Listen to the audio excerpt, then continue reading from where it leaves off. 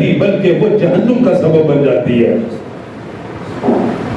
اس لیے صحابہ کی یہ حالت تھی، یہ کیفیت تھی، کام کے وقت کام کرتے تھے، عبادت کے وقت عبادت کرتے تھے۔ اللہ ان کا ذکر قرآن میں کرتا ہے۔ دوسری جگہ بھی ارشاد فرماتا تجافا جنوبہم عن المضاجع يدعون ربهم خوفا وطمعا۔ فرما میرے صحابہ، فرما میرے حبیب، آپ اپنے صحابہ کی حالت دیکھیں گے، ان کی کیفیت دیکھیں گے، اللہ کے ڈر کی وجہ سے، خوف خدا کی وجہ سے ان کے پہلو بستر سے جدا ہو جاتے ہیں، اللہ کی یاد کے لیے اپنے بستر سے الگ ہو جاتے ہیں، اپنی آرام گاہ سے الگ ہو جاتے ہیں۔ اس میں عشاء کی نماز کا ذکر کیا، فجر کی نماز کا ذکر کیا کہ مغرب کی نماز پڑھنے کے بعد عشاء کا انتظار کرتے رہیں گے، عشاء کی نماز پڑھنے کے بعد اپنے بستر پہ جا کے آرام کریں گے، اپنے بستر پہ جا کے لیٹیں گے۔ فرما مغرب کی نماز ادا کرنے کے بعد اللہ کے ذکر میں مشغول رہیں گے، نماز کے انتظار میں رہیں گے۔ یہ بستر سے الگ رہنا، یہ بستر سے جدا رہنا اللہ نے قرآن میں بیان کر دیا، قرآن میں ذکر کر دیا۔ فرما میرے حبیب، آپ کے صحابہ عشاء کی نماز کا انتظار کرتے ہیں آرام کرنے کے لیے، سارے دن کی تھکاوٹ بھی ہے، سارے دن کی جسم کے اندر، جسم کے اوپر بوجھ بھی ہے، لیکن نماز کے بغیر یہ آرام نہیں کرتے، نماز کے بغیر یہ اپنے بستر پہ نہیں جاتے۔ جب نماز ادا کریں گے ان کے دل کو سکون مل جائے گا، ان کی روح کو سکون مل جائے گا، ان کے جسم کو راحت مل جائے گی، پھر یہ بستر پہ آ کے آرام کرتے ہیں۔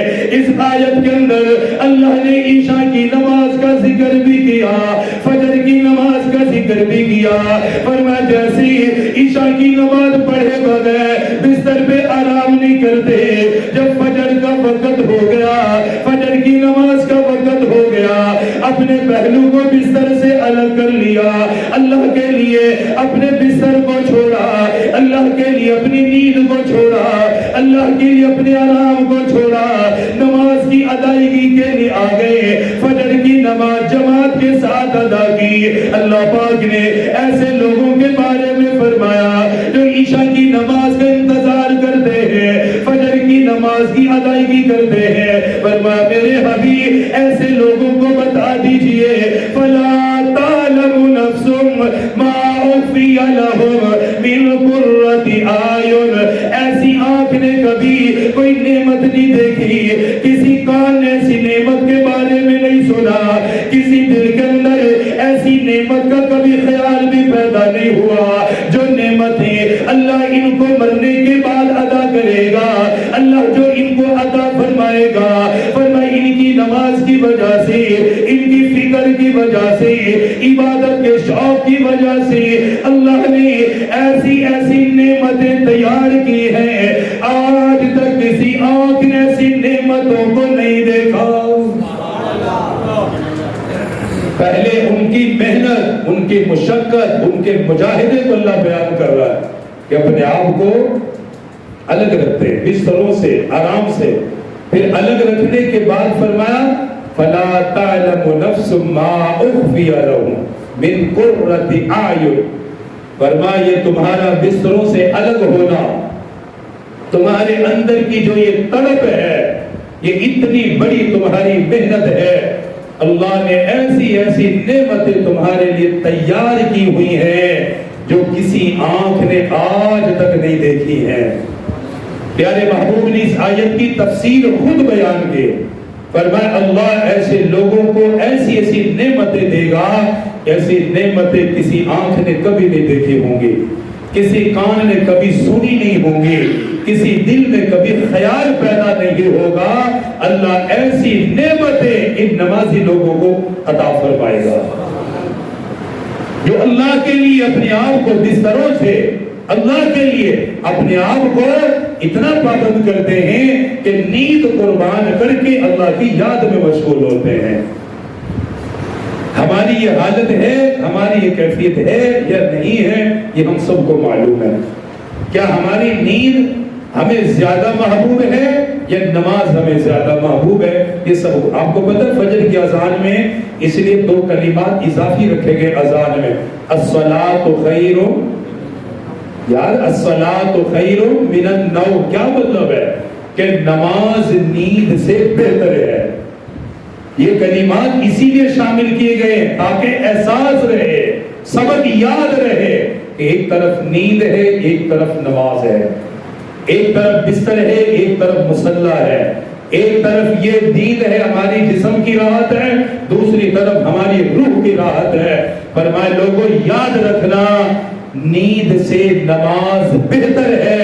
کتنی بہتر ہے کہ جب تم نماز ادا کرو گے سارا دن تمہارے کام میں اللہ برکت عطا فرما دے گا، انسان کی روح کو سکون رہتا ہے۔ آپ فجر کی نماز ہم پڑھتے ہیں، آپ دیکھیں ظہر تک کتنا سکون ہوگا۔ ایک وہ جو بے نمازی اس کی کیفیت ہی اور ہوتی ہے تو بے چین بے قرار کھویا کو سکون نہیں ہوتا۔ لوگ یہ سمجھتے مال بھی ہے، دولت بھی ہے، کوٹھی بھی ہے، بنگلہ بھی ہے، کار گاڑیاں سارا کچھ ہے، لیکن پھر بھی دل کو راحت نہیں ہے۔ میرے بھائی دل کی اور روح کی جو غذا ہے وہ مالداری میں اللہ نے رکھی نہیں ہے۔ روح کی غذا اللہ نے مال کے اندر ڈالی نہیں ہے، روح کی غذا اللہ نے اپنی یاد کے اندر رکھی ہے۔ اس کے بغیر روح کو کبھی آرام آ ہی نہیں سکتا، کچھ بھی کر لو۔ ایسے ایسے لوگ سارا کچھ ہے لیکن پھر بھی روح سکون میں نہیں ہوتی، اور ایسے لوگ بھی ہیں جو 5 وقت کے صحیح نمازوں کے پابند ہیں، جو بھی تھوڑا بہت ان کے پاس ہے ان کا جسم ان کی روح راحت میں ہوتی ہے۔ تو اللہ کی یاد کے بغیر انسان کا جسم راحت نہیں پاتا۔ اس لیے قرآن حکیم میں فرمایا کہ جو لوگ اعمال کرتے ہیں ان کے لیے اللہ پاک نے اتنے بڑے بڑے یہ ذخائر جمع کیے ہوئے ہیں کہ ایسی آنکھ نے کبھی کوئی نعمت نہیں دیکھی ہوگی جو اللہ ان کو مرنے کے بعد عطا فرمائے گا۔ اگلی بات اسی سورہ حامیم سجدہ میں پھر فرمایا افمن کان مؤمنا، توجہ کریں، افمن کان مؤمنا کمن کان فاسقا۔ اللہ پاک ہی سوال کرتا ہے، اللہ پاک ہی جواب دیتا ہے۔ اسی آیت کے اگلے فرمایا افمن کان مؤمنا کمن کان فاسقا، فرمایا پڑھنے والوں یہ بتاؤ کہ مومن آدمی اور نافرمان کیا برابر ہو سکتے ہیں؟ اللہ خود ہی سوال کر رہا ہے۔ پہلے سوال بتاؤ افمن کان مؤمنا کمن کان فاسقا، ایک طرف نمازی ہے ایک طرف بے نمازی ہے، فرمائے دونوں برابر ہو سکتے؟ یہ ہم سے سوال، جواب اللہ خود ہی دے رہا، لا یستوون، ہرگز دونوں برابر نہیں ہو سکتے۔ کیوں نہیں ہو سکتے؟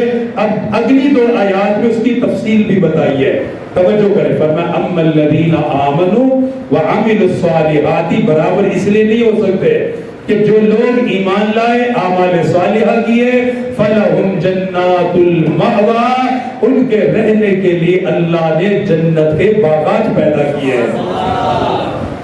پہلے فرق اللہ خود بیان کر رہا ہے کہ یہ دونوں برابر ہو سکتے ہیں، جواب کیا دے نہیں ہو سکتے۔ اب کیوں نہیں ہو سکتے وہ وجہ اللہ خود بتا رہا ہے۔ قرآن بڑی لاریب کتاب ہے لیکن ہم نے اس کو وقت نہیں دیا، اگر وقت دے تو زندگی کی کایا پلٹ جاتی ہے۔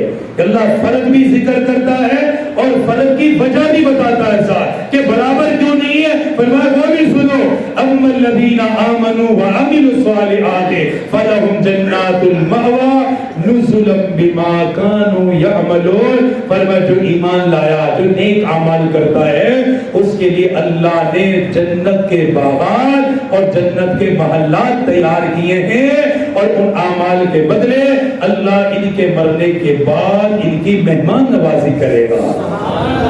یہ مومن ہے، یہ مومن ہے، یہ مومن کے لیے۔ آگے فاسقوں کا وَأَمَّا الَّذِينَ فَسَقُوا، فرمایا فاسق آدمی جو ہے اس کے لیے کیا ہے؟ وَأَمَّا الَّذِينَ فَسَقُوا فَمَأْوَاهُمُ النَّارُ، فرمایا جو فاسق ہے نافرمان ہے اللہ کا باغی ہے، فرمایا اس کے لیے جہنم کے انگارے ہیں۔ اب بتاؤ برابر ہیں دونوں؟ کوئی برابری تو ہے ہی نہیں، اللہ خود فرق کر رہا ہے۔ وَأَمَّا الَّذِينَ فَسَقُوا فَمَأْوَاهُمُ النَّارُ، فرمایا جہنم کی آگ ہے، كُلَّمَا أَرَادُوا أَن يَخْرُجُوا مِنْهَا، اللہ اکبر فرمایا جب ان کو جہنم میں ڈالا جائے گا یہ نکلنے کی کوشش کریں گے, بھاگنے کی کوشش کریں گے. جب یہ نکلنے کی کوشش کریں گے فرشتے ان کو مار کے ان کو جہنم میں پھینکیں گے. جب بھی باہر نکلنا چاہیں گے پھر اٹھا کر ان کو جہنم میں پھینک دیا جائے گا اور ان کو کہا جائے گا یہ بدلہ ہے ان اعمال کا جو تم نے دنیا میں کمائے ہیں. اس لیے مومن اور فاسق کبھی برابر نہیں ہو سکتے. ہمیں مومن بننا ہے, ہمیں فاسق نہیں بننا. اور صحابہ کیا فرماتے ہیں؟ فرماتے ہمارے دور میں جو شخص نماز نہیں پڑھتا تھا فرمایا صحابہ اس کو کافر سمجھتے تھے.